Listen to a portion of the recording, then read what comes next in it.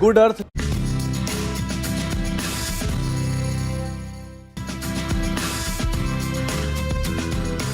नमस्कार, स्वागत है आपका फायदेमंद फंड्स में। और आज आपकी मुलाकात एक ऐसे फंड से कराएंगे जो मार्च का महीना आने वाला है, तो आप लोग अपनी अगले साल की टैक्स प्लानिंग भी कर रहे होंगे, निवेश के बारे में भी सोच रहे होंगे, तो बहुत सारे विकल्प आपको सुझाए जा रहे होंगे और आप उनके बारे में पढ़ रहे होंगे। तो एक ऐसा निवेश का इंस्ट्रूमेंट हो सकता है जहाँ पे आपकी टैक्स सेविंग भी हो और आपको लॉन्ग टर्म में एक बहुत अच्छे रिटर्न भी मिले, जो कि इंडस्ट्री से या इंडेक्स से बेटर परफॉर्मेंस आपको करके दिखाए। तो इस तरीके के जो इंस्ट्रूमेंट हो सकते हैं उनको हम लोग ELSS के नाम से जानते हैं, इक्विटी लिंक्ड सेविंग स्कीम्स के बारे में। तो आज हम बातचीत करेंगे axis long term equity fund के बारे में, जो ELSS कैटेगरी का है। और एक्सिस म्यूचुअल फंड के हेड इक्विटी जिनेश गोपानी हमारे साथ जुड़े। जिनेश, बहुत बहुत स्वागत है आपका। तो चूंकि ये वक्त ऐसा होता है जब बहुत सारे लोग अपने टैक्स प्लानिंग, फाइनेंशियल प्लानिंग, ये सब फाइनेंशियल ईयर की शुरुआत में करते हैं, तो हमने सोचा कि आज आपसे बात की जाए, क्योंकि आपका जो फंड है वो न सिर्फ बहुत अच्छे रिटर्न दे रहा है, टैक्स सेविंग भी कराता है। तो थोड़ा बताइए क्या होता है ये ELSS हमारे दर्शकों को। जैसे नाम है, it is a tax saving fund. तो जनरली जो इंटेंट ये प्रोडक्ट का पहले था कि how to make investor come into the system for a longer period of time. और अगर आप देखिए, इसीलिए टैक्स बेनिफिट दिया गया, गवर्नमेंट ने इसको टैक्स बेनिफिट दिया, ताकि आप 1.5 लाख तक अमाउंट अगर इन्वेस्ट करते हैं तो आपको यहाँ इसमें ATC के हिसाब से आपको टैक्स बेनिफिट मिलता है। आई थिंक इसकी जो ब्यूटी रही है, और हमने जो इसको देखा है लास्ट 12-13 साल में, कि it becomes a systematic investment plan. और अगर आप कंपाउंडिंग में विश्वास करते हैं तो फंड मैनेजर को इतना लीवे मिलता है कि ये 3 साल तक लॉक इन होता है, और फंड मैनेजर वो कंपनीज, ऐसी कंपनीज में डाल सकते हैं जो लॉन्ग टर्म वेल्थ क्रिएशन हो सकते हैं। सो फंड मैनेजर को पता होता है कितना कितना फंड्स अवेलेबल है नेक्स्ट 3 साल के लिए, और कितना फंड्स आने वाला है in form of systematic investment plan. तो वो हिसाब से वो स्मॉल कैप, मिड कैप और लार्ज कैप में इन्वेस्ट करके एक इन्वेस्टर को अच्छा कंपाउंडिंग कंसिस्टेंट रिटर्न दे सकता है। सो अगर आप हमारा फंड देखिए, Axis long term equity fund, हमने वही उसको ट्राई किया है कि apart from tax benefit, how we can create a good long term sustainable wealth for the investor. बिल्कुल। तो जैसा कि ये टैक्स सेविंग का इंस्ट्रूमेंट भी है और अच्छे रिटर्न भी देता है। थोड़ा सा कंफ्यूजन आप लोगों के मन में होगा कि टैक्स सेविंग के ATC क्या होता है। ATC की एक आयकर की धारा, जिसके तहत आप 1.5 लाख रुपए मैक्सिमम इन्वेस्ट करते हैं तो उसमें आपको टैक्स नहीं लगता है। उसके तहत बहुत सारे इंस्ट्रूमेंट आते हैं, लेकिन 3 की खास तौर पर चर्चा होती है, जिसमें एक PPF भी होता है जहाँ पे कम ब्याज मिलता है, हालांकि एश्योर्ड होता है, लेकिन उसकी दर काफ़ी कम होती है। तो अगर आप लॉन्ग टर्म के लिए है तो आपको 7-8% की CAGR अच्छी नहीं लगेगी, इसीलिए उसके कंपैरिजन में ELSS ज़्यादा एक बेटर होता है।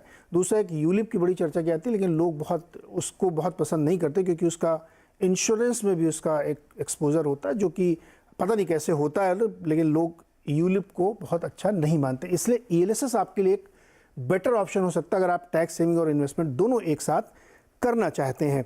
तो जिनेश भाई, ये जो खूबियाँ हैं इसकी, ये इसको बड़ा अट्रैक्टिव बना देती हैं। और ख़ासतौर पर अब जो नए इन्वेस्टर आते हैं या जो नए लोग नौकरी ज्वाइन कर रहे हैं, क्योंकि जब आप बहुत सीनियर हो जाते हो तो ATC का कोई मतलब नहीं आता, वो आपके PF से ही पूरा हो जाता है, लेकिन जो नए लोग आते हैं उनके लिए बड़ा अट्रैक्टिव रहता है।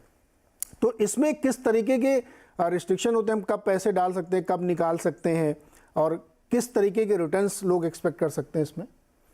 जैसे ये प्रोडक्ट बनाया गया है, it is a 3 year tax saving product. तो 3 साल तक आप पैसा आप इन्वेस्ट, आप डे 1 पे इन्वेस्ट करोगे तो तीन साल तक वो लॉक इन हो जाता है।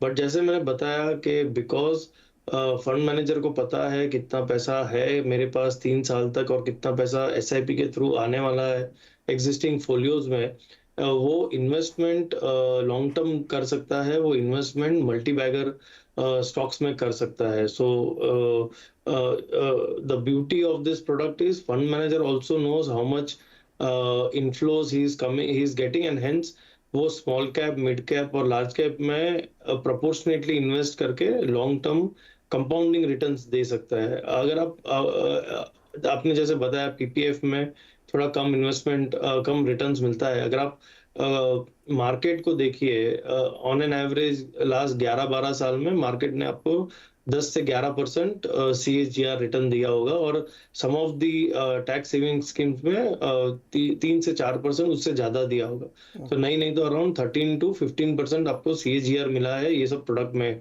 And that too tax free.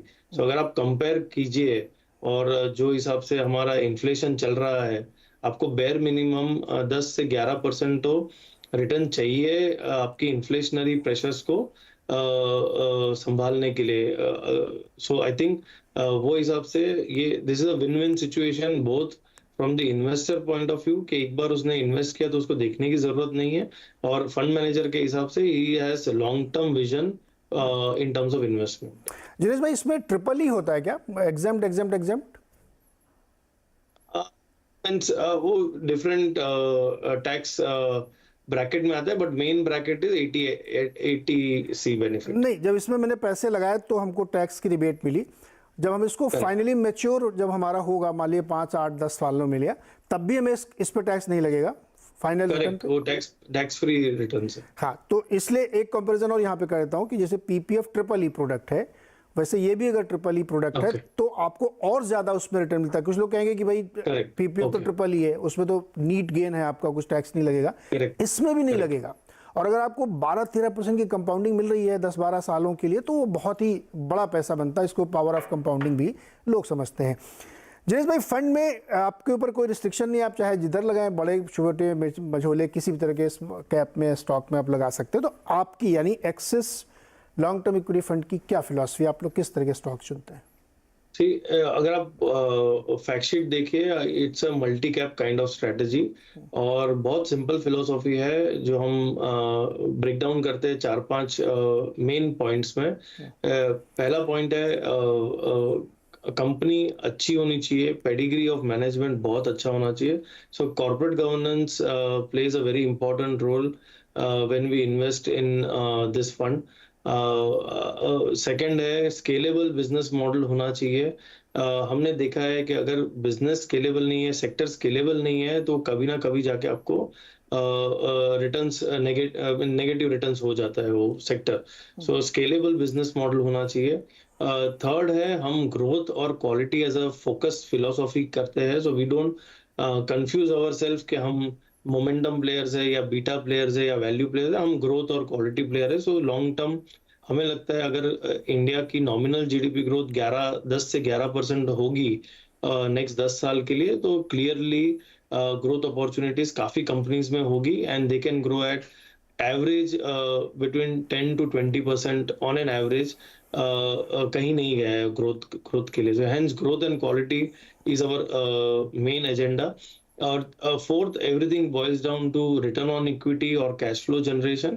अगर आप देखिए, हम हाई लिवरेज कंपनीज में ज्यादा पैसा नहीं डालते, फाइनेंशियल्स को छोड़ के। फाइनेंशियल्स तो एनीवेज उसकी रॉ मटेरियल ही वो होती है, बट जनरली एक्स फाइनेंशियल हम बहुत close to zero debt type of companies में डालते हैं, ताकि आपको वो प्रॉब्लमेटिक इश्यूज ना हो। अगर इंटरेस्ट रेट बढ़ रहे हैं तो इंटरेस्ट कॉस्ट के वजह से कंपनीज की प्रॉफिटेबिलिटी तकलीफ में आ सकती है। सो क्लियरली ये 4-5 पैरामीटर है, and basically the main point is Neeraj ji is के if you can identify leaders in a particular sector and be with them for longer period of time, तो आपका जो कंपाउंडिंग इफेक्ट जो आपने बताया can be very very high. So हमने देखा है कितने अच्छे कंपनीज लास्ट 15-20 साल से आपको 15 से 20% कंपाउंडिंग दे रहे हैं।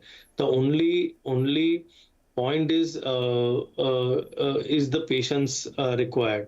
So that is where this product becomes very very attractive.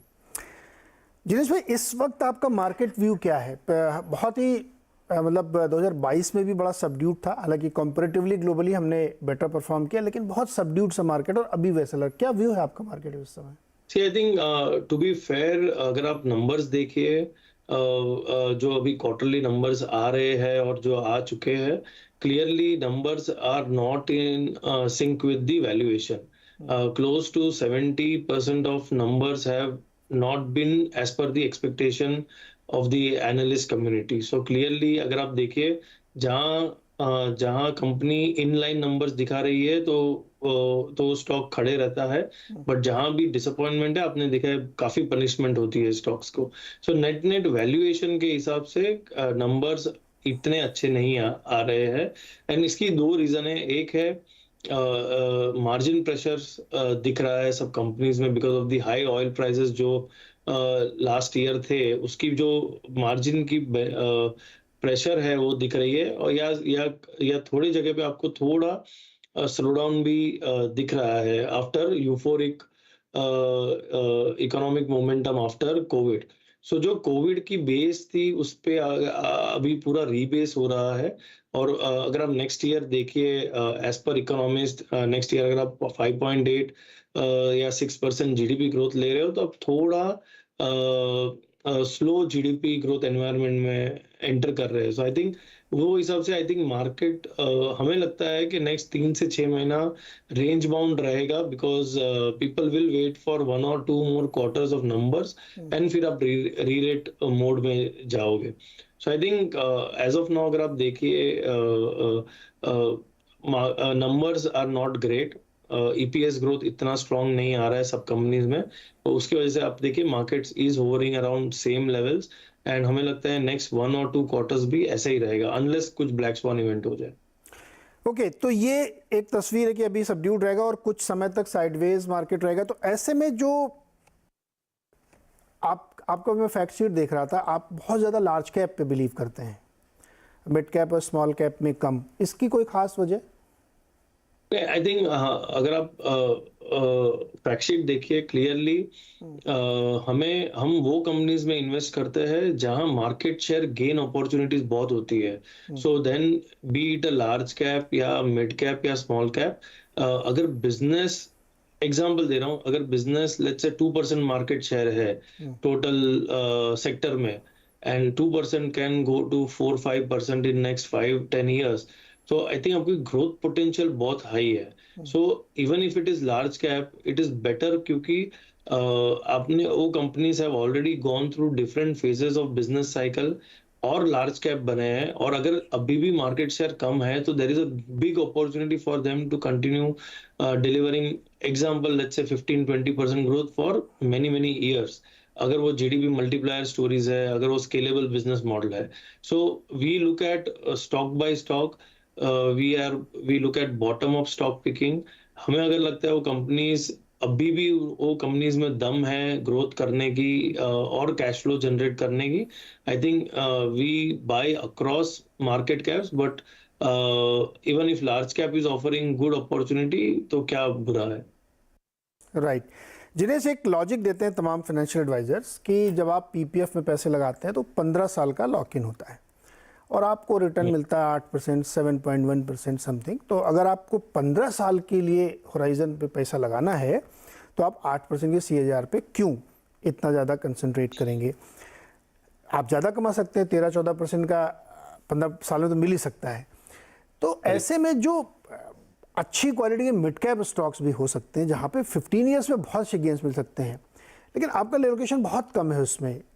आपको बिलीव नहीं कि मिड कैप की स्टोरी इतनी बढ़िया हो सकती है क्या?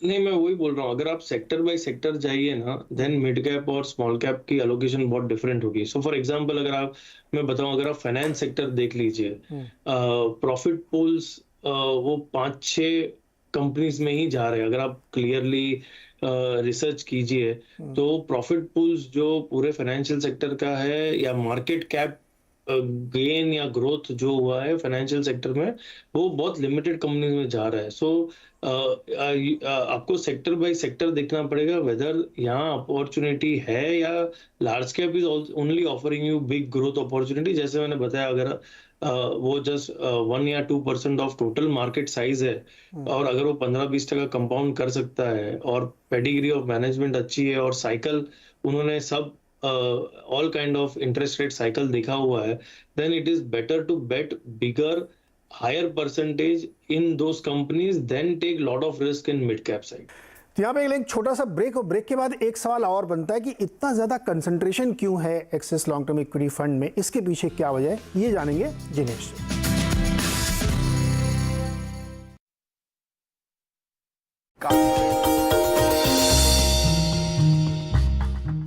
डू यू नो में आज हम बातचीत करने वाले हैं आयशर मोटर्स की। दरअसल कभी अगर आप ताज कोलाबा या आमतौर पे मॉल में घूम रहे होंगे तो आपने एक शॉप देखा होगा या एक आउटलेट देखा होगा गुड अर्थ के नाम से। ये गुड अर्थ जो है ये यूजुअली आपको दिखाई पड़ेगा गिफ्ट आइटम के लिए या वेस्टर्न इंडो वेस्टर्न क्लोथिंग के लिए। दरअसल आयशर मोटर की शुरुआत जब हुई थी तब इस कंपनी का नाम था गुड अर्थ और वहां से कंपनी धीरे धीरे आगे बढ़ना शुरू हुई। आज जो कंपनी के चेयरमैन हैं सिद्धार्थ लाल, उनकी मदर का जो प्रोजेक्ट है उसका नाम है गुड अर्थ और आज भी वो रिटेल आउटलेट्स के तौर पर आप आमतौर पे देखेंगे भी। तो अक्सर मुंबई में, अक्सर किसी हाई प्रोफाइल मार्केट्स में आपको शायद गुड अर्थ के नाम से कुछ प्रोडक्ट बिकते हुए दिखाई पड़े। अब लौटते हैं आयशर मोटर्स के ऊपर। दरअसल आयशर मोटर की शुरुआत 1948 में हुई थी और तब जब ये गुड अर्थ होती थी तब इसका जो कामकाज होता था वो इंपोर्टेड ट्रैक्टर्स को इंपोर्ट करना, उनके पार्ट्स को इंपोर्ट करना, उसे असेंबल करना और उस असेंबल करने के बाद उसको बेचने का काम ये उस समय पर गुड अर्थ का होता था। धीरे धीरे वो गुड अर्थ से आयशर बनी और आयशर से होते हुए आज आयशर मोटर्स आपके सामने है। मेजरली रॉयल एनफील्ड ज़्यादातर प्रोडक्ट आप उसके देखेंगे। लेकिन और इंटरेस्टिंग फैक्ट में एक फैक्ट ये भी है कि 1959 में इस कंपनी ने एक ट्रैक्टर डिवीज़न जो कि जर्मन ट्रैक्टर कंपनी थी, आयशर ट्रैक्टर, उसको मर्ज करने के बाद बनाया और उसके बाद से ट्रैक्टर कारोबार के अंदर प्रोमिनेंटली इंडिया में एक्सपैंड करते हुए दिखाई पड़े। एक और इंटरेस्टिंग फैक्ट ये भी है कि एक समय पर एक कंपनी के 15 अलग अलग बिजनेस होते थे जिसके अंदर ट्रक्स, मोटरसाइकिल्स, कंपोनेंट्स, फुटवेयर और साथ साथ गारमेंट जैसे कुछ अनरिलेटेड बिजनेस भी थे और जिसकी वजह से ये कंपनी काफी मासिव लॉसेस में थी। रॉयल एनफील्ड जो इस कंपनी का सबसे ज्यादा बिकने वाला प्रोडक्ट है वो एक समय पर लॉस में था और करीब करीब 20 करोड़ रुपए के आसपास का लॉस आया था। और एक इंटरेस्टिंग फैक्ट ये भी है कि सन 2000 में एक ऐसा भी समय आया था जब कंपनी के बोर्ड ने डिसाइड किया था कि वो रॉयल एनफील्ड डिवीजन को बंद कर देंगे और उस समय पर सिद्धार्थ लाल साहब ने इस कंपनी की कमान संभाली। उन्होंने नॉन रिलेटेड 13 प्रोडक्ट्स को बंद किया और सिर्फ 2 प्रोडक्ट के ऊपर फोकस किया, जिसमें एक था रॉयल एनफील्ड और दूसरा था वॉल्वो आयशर ट्रक्स जिनको आप देखते हैं। इन दोनों पे फोकस करा और मासिवली इस कंपनी के अंदर टर्न अराउंड किया। इनफैक्ट उस समय से लेकर करीब आज तक स्टॉक ने एक जोरदार परफॉर्मेंस भी दिया और एक मासिव टर्न अराउंड स्टोरी बनकर ये सामने भी आया था।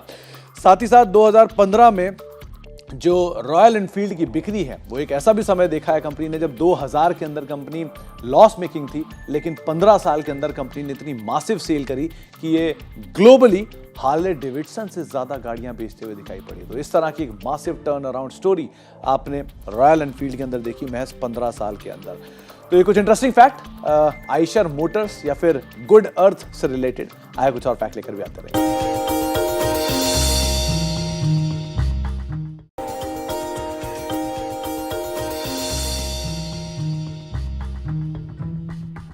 डू यू नो में आज हम बातचीत करने वाले हैं लम्ब्रेटा स्कूटर के बारे में। दरअसल जो भी लोग अपने 30s, 40s या 50s की रेंज में हैं उन्होंने स्कूटर के बारे में काफ़ी कुछ सुना होगा और शायद उनके घर में एक लम्ब्रेटा स्कूटर हो भी।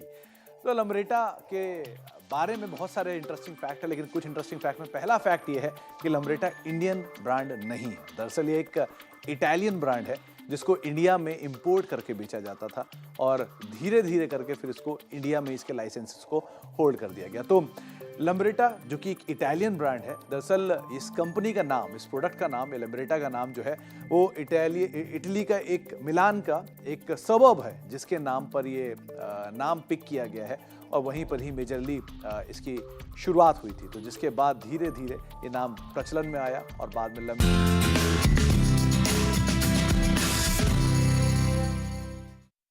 एक बार फिर से स्वागत है आपका फायदेमंद फंड्स में। और आज हम बातचीत करें एक ELSS प्रोडक्ट के बारे में जिसमें न सिर्फ टैक्स सेविंग होती है, लॉन्ग टर्म के लिए एक बेटर इन्वेस्टमेंट भी इक्विटीज में आपको मिलता है। हम बातचीत कर रहे हैं axis long term equity fund की। आपके फंड में बहुत कंसंट्रेशन है, लार्ज कैप में भी कुछ है स्टॉक्स में। तो इसको एक तो मैं ये कह रहा हूँ कि बहुत कंसंट्रेशन है, ये एक कंसंट्रेशन का रिस्क हो सकता है। दूसरा, इसको पॉलिश्ड लैंग्वेज में कहें तो नो ब्रेनर है कि आपने एकदम लीडर्स को पकड़ लिया, अब वो तो परफॉर्म करेंगे ही और 10-15 साल में तो बिल्कुल आउट परफॉर्म करेंगे। तो ये थोड़ा समझाइए इतना कंसंट्रेशन क्यों? सी जनरली अगर आप देखिए आइडियल मिक्स फॉर इन्वेस्टमेंट कहीं भी is around 30 to 35 stocks. I think उसके बाहर आप खाली टेल बढ़ाते जाते हो एंड आपको पता नहीं होता है कि क्या हो रहा है पोर्टफोलियो में। अगर आप लेट्स से स्मॉल कैप और मिड कैप में हो तो ठीक है, आपका टेल बढ़नी चाहिए, बट अगर आपकी मल्टी कैप स्ट्रेटजी है जहां आप large cap, mid cap, small cap की बैलेंस रख सकते हो, तो then 30-35 stock, I think globally अगर आप देखिए, very high quality investors have very lesser stock in their portfolio, because that is how you compound your wealth big time. अगर मेरे पास 0.5% करके अगर मैं 100-200 स्टॉक का पोर्टफोलियो बनाऊंगा, तो then the research doesn't happen well. The bottom of stock picking जो हमको दिखाना है इन्वेस्टमेंट थीसिस में, वो नहीं आता है, और आप ऑल ओवर द प्लेस चले जाते हो। प्लस अगर आप देखिए from a corporate governance point of view, अगर आप फिल्टर डालिए, देन आपको इंडिया में करीब करीब 150 to 200 कंपनीज ही अवेलेबल है जो आप जेन्युइनली लॉन्ग टर्म इन्वेस्ट कर सकते हो। बाकी एक साइकिल में आती है, एक साइकिल में जाती है। So I think from that perspective जो हमने हमारी फिलोसॉफी रखी है in terms of corporate governance, in terms of growth, in terms of scalable business model, I think हमारे हिसाब से 150 to 200 companies are good to go for long term and balance cyclical nature होते हैं। So इसीलिए हमें लगता है अगर आपको long term strong wealth create करनी है तो balancing of portfolio is very important, and that is where we feel ideally, and again ऐसे this it is an art and science. Ideally हमने देखा है for a fund manager 30-35 stock portfolio gives him lot of headroom to create wealth plus do lot of research for new ideas. Point है इसमें sir. On A lighter note, आप लोग बहुत comfortable काम करते हैं, एकदम कोई ज़्यादा टेंशन लेने नहीं। 35-36 स्टॉक लिए हैं और उस पर कोई क्वेश्चन नहीं कर सकता, और बढ़िया रिटर्न मिलेगा, इसमें कोई बुराई भी नहीं। ये तो बहुत अच्छी, अनक्लिटर करिए ना, क्यों 150 स्टॉक लेके रखना। I think Neeraj ji, keeping it simple is better. या कीप इट सिंपल, और पैसा बन रहा है ना कीप इट सिंपल रखने में, तो ज़रूरत क्या है कि इतनी ज़्यादा मगजमारी करें और दिन भर उसमें करते रहें। तो ये तो एक ठीक स्ट्रेटजी है कि कम स्टॉक लेकिन क्वालिटी स्टॉक, और जो 8-10-15 साल में और बड़े बनेंगे। ये बात अभी आपने जो कही कि कुछ कंपनियां ही प्रॉफिट कमाती है, एकदम सच है। ये बहुत बिटर ट्रुथ है इंडियन मार्केट का कि अगर आप प्रॉफिट पूल देखें तो उसमें से 1-2 बैंक हैं जिन्होंने सबसे ज़्यादा प्रॉफिट कमा के दिया है, और जिनका आजकल मर्जर भी हो रहा है। तो ये एक आयरनी है इस इंडियन इंडस्ट्री की कि कुछ मतलब 30-40 कंपनियां ही हैं जो मैक्सिमम प्रॉफिट कॉर्पोरेट इनका कमा के दिखाती है। और नीरज जी, क्या हो रहा है कि because of technology profit pools are getting concentrated to few companies जो नए टेक्नोलॉजी को अडॉप्ट कर रही है। सो क्लियरली जो इनोवेशन कंपनीज ला सकती थी एक 5-10 साल में, वो श्रिंक होके 2-2 साल में हो गए। तो business cycles are getting shorter. So अगर वो कंपनी ने नेक्स्ट 10 साल का विजन पकड़ लिया और वो अडॉप्ट कर देते हैं, तो प्रॉफिट पूल्स डिफरेंट लेवल पे चले जाते हैं। आप कोई भी सेक्टर देख लीजिए, large part of 50-60% of profit will be to only top 4-5 company, बाकी पूरी टेल हो जाती है। So profit pools are sinking because of technology, because of democratization of the business model. जो पहले है, जो इनोवेट कर रहा है, वो बहुत आगे निकल जाता है। बिल्कुल सही। अच्छा, एक बहुत क्विक क्वेश्चन, कोई नया सेक्टर जहां पे आपकी नजर हो? आई थिंक जो भी रिजल्ट्स आ रहे हैं और जो भी चेंजेस हो रहे हैं ग्लोबल वर्ल्ड में, आई थिंक स्पेशलिटी केमिकल्स काफी स्ट्रॉन्ग सेक्टर लग रहा है। ऑब्वियसली इंडिया में स्पेशलिटी केमिकल्स काफी कम है, बल्क केमिकल्स ज्यादा है, but so we have to be careful. But generally speaking लग रहा है कि स्पेशलिटी केमिकल एक स्पेस है जो काफी बड़ा बन सकता है अगर ये चाइना +1 स्टोरी पैन आउट हो जाती है तो। बिल्कुल। तो बहुत ही कैंडिड जवाब आपने दिए, और मुझे अच्छा लगा कि बहुत ही स्ट्रिक्ट रूल्स के साथ आप काम करते हैं। और ये फंड है Axis long term equity, ELSS है, इसमें आपको टैक्स बेनिफिट भी है और इन्वेस्टमेंट भी आपका है। तो जब 15 साल के लिए पैसे लगाना है तो एक बेटर इंस्ट्रूमेंट है आपके पास जहाँ पे बढ़िया गेन होती है। और एक्सिस लॉन्ग टर्म ने हमेशा इंडेक्स को बीट किया है, कंसिस्टेंटली बीट किया है। जब इंसेप्शन से आज तक आप देखेंगे, ठीक है समय के साथ उतार चढ़ाव होता है, लेकिन इंडेक्स से ज़्यादा, बेंचमार्क से ज़्यादा रिटर्न कमा के लिए। तो आप इस पे पैसे लगा सकते हैं। अगर आप टैक्स प्लानिंग कर रहे हैं तो आप ELSS फंड के तौर पे एक्सिस को देख सकते हैं। खुद पढ़ाई करिए और समझिए, अपने फाइनेंशियल एडवाइजर से पूछिए, लेकिन ये एक अच्छा इंस्ट्रूमेंट हो सकता है। जिनेश भाई बहुत बहुत शुक्रिया हमारे साथ जुड़ने के लिए, और thank you Neeraj ji, thank बहुत यू, अच्छी बात है हमारे दर्शकों को समझाने के लिए। बहुत बहुत शुक्रिया। Thank you, thank you.